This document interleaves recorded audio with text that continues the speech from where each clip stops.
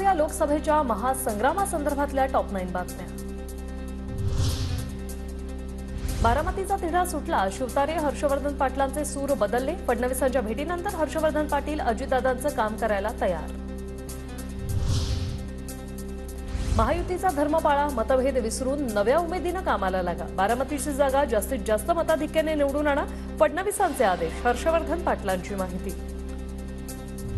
राजकारणात कोणी कोणाचा कायमचा शत्रू किंवा मित्र नसतो, राजकारणात विचारपूर्वक कामं करायची असतात। उद्या पदाधिकाऱ्यांसोबत चर्चा करून भूमिका जाहीर करणार। फडणवीसांच्या भेटीनंतर विजय शिवतारेंचं वक्तव्य। राजकारणात कायमचं कोणीच कोणाचं दुश्मन नसतो आणि दोस्त नसतो, परंतु लार्जर इंटरेस्ट लोकहित कशामध्ये आहे त्याचा नीट विचार करून जे मला आता मुख्यमंत्री महोदयांनी समजावलं महायुतीच्या बाबतीतली ती सर्व चर्चा जशीच्या तशी मी कार्यकर्त्यांच्या समोर मांडणार।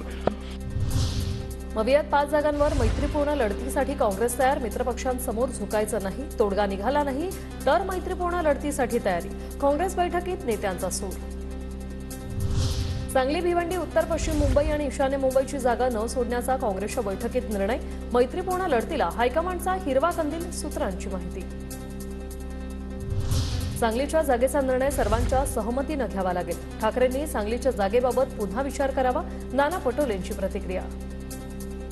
चर्चा कुठल्याही याच्यामध्ये आघाडीच्या याच्यात होत नाही, त्या जागेबद्दल आणि परस्पर असं जाहीर करता येत नाही। आपली आघाडीमध्ये सहमतीने हे सगळे निर्णय घ्यायचे असते, त्यालाच आघाडीचा धर्म म्हणतात आणि त्याला पुन्हा ते ओपन करून पुनर्विचार माननीय उद्धव ठाकरे साहेबांनी करावा।